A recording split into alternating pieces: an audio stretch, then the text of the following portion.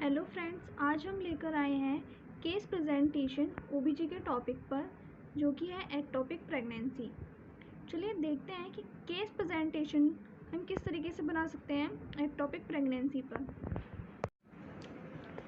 सबसे पहले आता है पेशेंट का आइडेंटिफिकेशन डाटा, जिसमें हम पेशेंट का नेम, फादर या फिर हस्बैंड का name, age, sex, address, education, income, religion, born number, marital status और डायग्नोसिस, जो कि हमारी एक्टोपिक प्रेगनेंसी पे हमने बनाई है, वो हम सब इसमें फिल करेंगे। सबसे पहले आता है नेम ऑफ सर्जरी, फिर date of surgery, date of admission, doctor incharge, chief complaints लिख देंगे पेशेंट्स की। इसमें एक्टोपिक प्रेगनेंसी में पेशेंट की चीफ कंप्लेंट्स रही abdomen pain, pain, vomiting, weakness, nausea, bleeding, ये सारी कंडीशंस चीफ कंप्लेंट्स दिखेंगी। ठीक है, फिर है हिस्ट्री ऑफ प्रेजेंट इलनेस डाल देंगे, एक्टोपिक प्रेगनेंसी है। पास्ट मेडिकल हिस्ट्री डाल देंगे, फिर उसके बाद प्रेजेंट मेडिकल हिस्ट्री क्या है वो डाल देंगे। फिर आती है सर्जिकल हिस्ट्री। सर्जिकल हिस्ट्री में प्रेजेंट सर्जिकल हिस्ट्री क्या है, कोई भी सर्जरी नहीं की गई है तो no present surgical history. Past surgical history, कोई पास्ट में भी कोई भी सर्जरी परफॉर्म नहीं हुई है तो नो पास्ट सर्जिकल हिस्ट्री। फिर आता है सोशल इकोनॉमिक स्टेटस, इसमें हम सोशल स्टेटस और इकोनॉमिक स्टेटस पेशेंट का बताएंगे। फिर इसके आता है फूड हैबिट्स, उसकी क्या क्या हैबिट्स रही हैं, जैसे स्मोकिंग, टबाकू, चूइंग, अल्कोहल, वेजिटेरियन या नॉन वेजिटेरियन, वो हम बता देंगे। उसके बाद आता है फैमिली हिस्ट्री। फैमिली हिस्ट्री में हम फैमिली ट्री बनाएंगे और द की पॉइंट्स। फिर उसके बाद फैमिली चार्ट। फैमिली चार्ट में हम फैमिली मेम्बर्स के जो नेम है, age, sex, relation, occupation, health status, ये सब बता देंगे।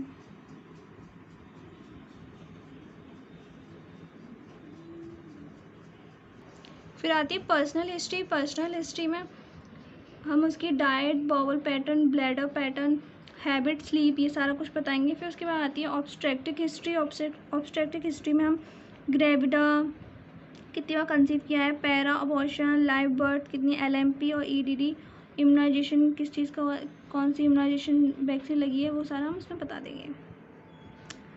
फिर उसके बाद आता है मेंस्ट्रुअल हिस्ट्री। मेंस्ट्रुअल हिस्ट्री में हम age of menarche, duration of menarche, regularity कैसी है, अमाउंट ऑफ फ्लो कैसा है, एसोसिएटेड सिम्टम्स तो नहीं है, ये सारा हम इसमें बताएंगे मेंस्ट्रुएशन हिस्ट्री में। फिर आता है मैरिटल एंड कॉन्ट्रासेप्टिव हिस्ट्री, यानी कि कोई भी मतलब कॉन्ट्रासेप्टिव मेडिसिन तो नहीं ली है, यूज़ तो नहीं कर रही है फीमेल पेशेंट उसका बहुत लॉन्ग टाइम से, और ड्यूरेशन ऑफ मैरिज हम इसमें वो लिख देंगे। फिर उसके बाद आता है फिजिकल एग्जामिनेशन, उसमें height, weight, temperature, respiration, blood pressure वगैरह ये सब हम डाल देंगे।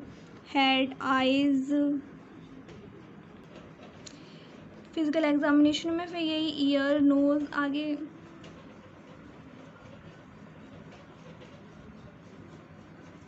माउथ, नेक, ब्रेस्ट, एब्डोमिनल, फिर जेनाइटल, उसमें स्कार डिस्चार्ज वगैरह, वॉइडिंग, बर्निंग, मैंचुरेशन तो नहीं है, इनकॉन्टिनेंस। फिर आता है एक्सट्रीमिटीज़ के बारे में, रेंज ऑफ मोशन। फिर आती है इन्वेस्टिगेशन। इन्वेस्टिगेशन, जो इन्वेस्टिगेशन परफॉर्म की गई है वो सारी हम यहाँ लिख देंगे, उनके अमाउंट्स लिख देंगे। फिर उसके बाद आता है ट्रांसवजाइनल अल्ट्रासाउंड, भी हमने इन्वेस्टिगेशन में कराया है तो उसके बारे में हम थोड़ा लिख देंगे। ये क्या है, एक सिस्टमेटिक अप्रोच है essential to diagnose tubular ectopic pregnancy using transvaginal ultrasound. Transvaginal ultrasound से हम एक्टोपिक प्रेगनेंसी को पता कर सकते हैं। ये क्या है, it is specific 65% to detecting ectopic pregnancy. 65% क्या है चांसेस होते हैं इसको ये डिटेक्ट करने में कि एक्टोपिक प्रेगनेंसी है या नहीं।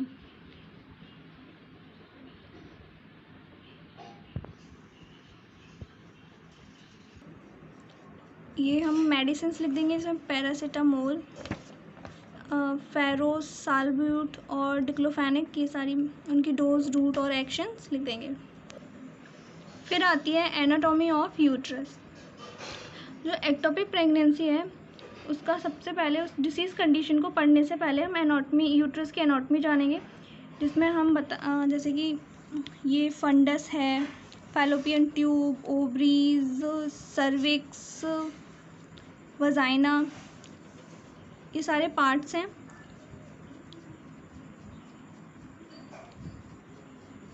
फिर आता है यूट्रस।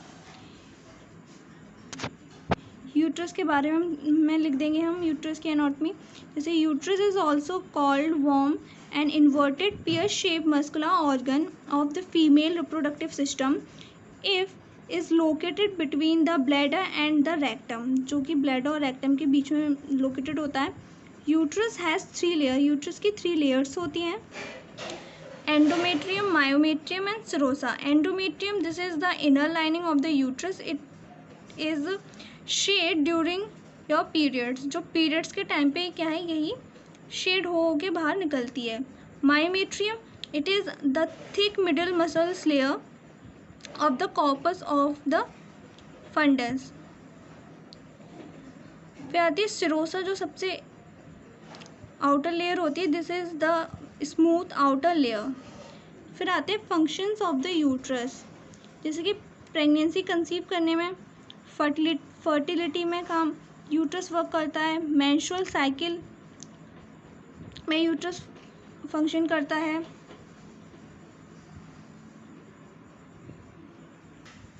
फिर उसके बाद आती है disease condition ectopic pregnancy. Ectopic pregnancy क्या है, हम डायग्राम से समझते हैं। जैसे कि जो कंसीव की जाती है तो फर्टिलाइज होके ओवम का जो ग्रोथ करता है वो किस में जाके करता है, फैलोपियन ट्यूब के एम्पुला में उसका फर्टिलाइजेशन होता है और जाके वो यूट्रस में डेवलप होता है। बट एक्टोपिक प्रेगनेंसी की कंडीशन में क्या होता है, जो ओवम है वो फर्टिलाइज होने के बाद, इसमें आप लोकेशंस देख सकते हैं, फैलोपियन ट्यूब के इनफेंडिबुलर पार्ट में भी आप देखने को मिलेगा, यहाँ पे भी ओवम में फर्टिलाइज होकर डेवलप होता हुआ दिखेगा। ओवरी के अंदर भी देखने को मिलती है।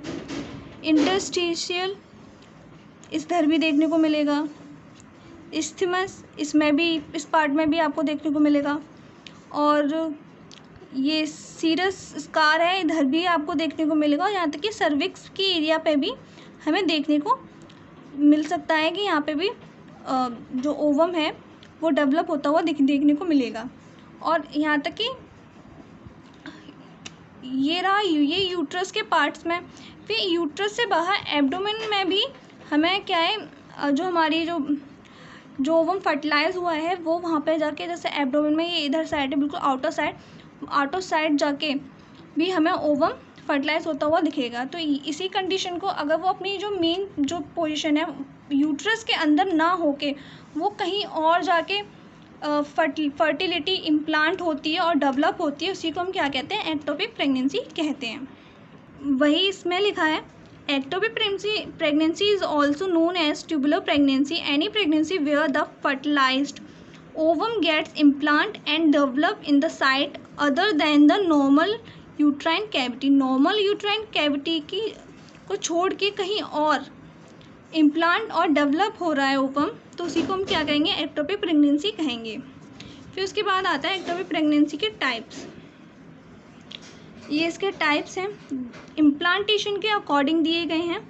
जैसे इंटरस्टिशियल प्रेगनेंसी, अब इसमें हम जो उसमें सारे इधर साइड बुक पिक्चर में हम इधर साइड हमने बुक पिक्चर लिखी हुई है कितने टाइप्स हैं टोटल वो, और इधर साइड है पेशेंट पिक्चर, यानी कि पेशेंट को तो हम यहाँ बताएंगे कि पेशेंट में कौन किस टाइप का एक्टोपिक प्रेगनेंसी दिखने को मिल रही है।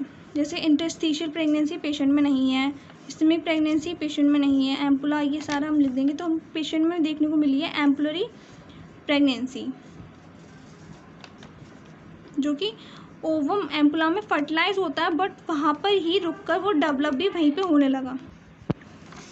फिर है इसके बाद कॉजेज़ में बुक पिक्चर में इसके प्रीवियस एक्टोपिक प्रेगनेंसी रही हो, पैल्विक सर्जरी, ये सारे कॉजेज़ है। Unhealthy diet, pelvic inflammatory disease.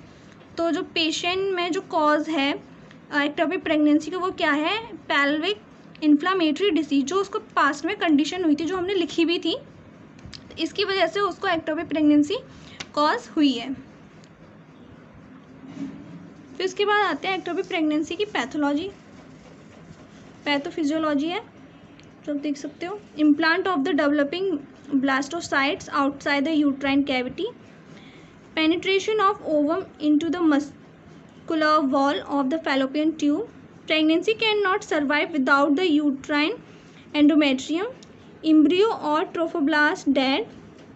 Loss of hormone support for the decidua.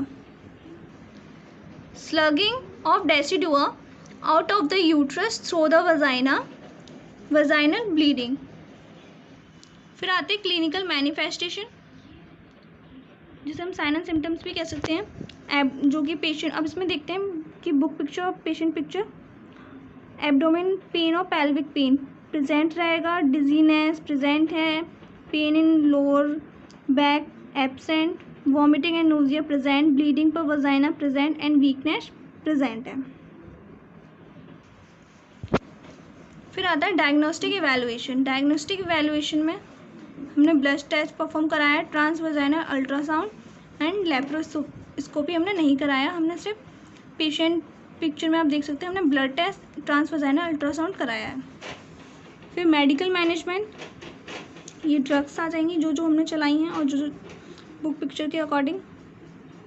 फिर सर्जिकल मैनेजमेंट, जिसमें हमने साल्पिंगोटॉमी कर सकते हैं, जो कि हमने पेशेंट पिक्चर में परफॉर्म नहीं की है। फिर आता है नर्सिंग मैनेजमेंट।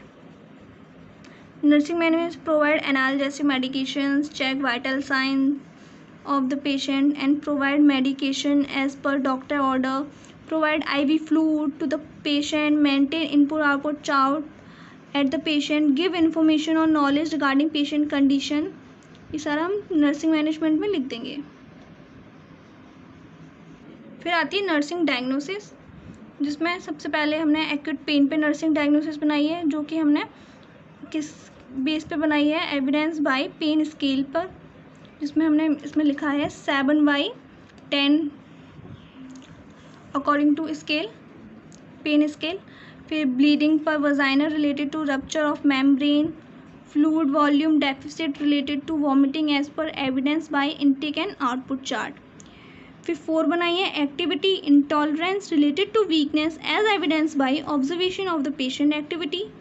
5 है altered sleeping pattern related to abdominal pain as evidence by patient verbal report. फिर है anxiety related to condition as evidence by patient facial expressions.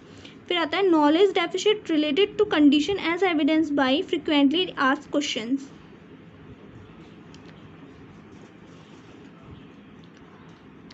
Nursing diagnosis के बाद हम नर्सिंग डायग्नोसिस के बेस पे हम क्या बनाएंगे, नर्सिंग केयर प्लान बनाएंगे, जो कि फर्स्ट नर्सिंग केयर प्लान बनाया है वजाइनल ब्लीडिंग पर, जिसमें हम असेसमेंट में सब्जेक्टिव डेटा और ऑब्जेक्टिव डेटा लिखेंगे। फिर goals, planning and implementation and evaluation.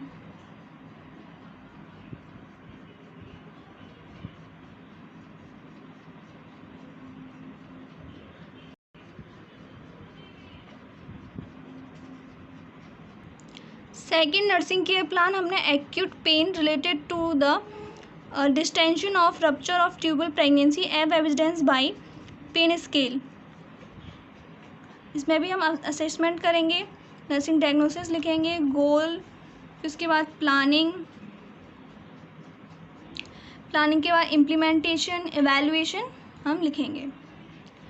फिर इसके बाद हम देंगे, अब मैंने 2 बनाई हैं नर्सिंग के प्लान, आप ज़्यादा भी बना सकते हैं, जो कि नर्सिंग डायग्नोसिस हमने 7 लिखी है, उसके बेस पे हम नर्सिंग प्लान बना सकते हैं। फिर इसके बाद हम हेल्थ एजुकेशन देंगे, हेल्थ एजुकेशन जिसमें हम डाइट के रिगार्डिंग हेल्थ एजुकेशन देंगे। फिर उसके बाद हम medication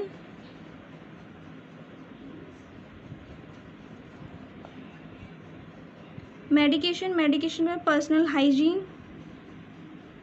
prevention of ectopic pregnancies हम किस तरीके से प्रिवेंट कर सकते हैं उसके बारे में बताएंगे, और फॉलोअप के लिए उसको एजुकेट करेंगे कि वो फॉलोअप के लिए आए।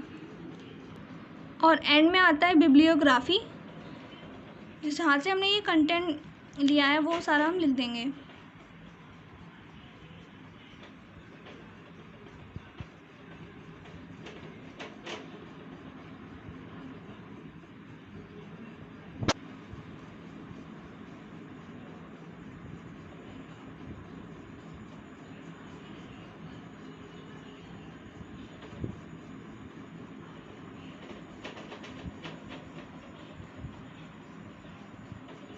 और फिर हमारा केस प्रेजेंटेशन बनके कंप्लीट हो जाएगा। Thank you friends.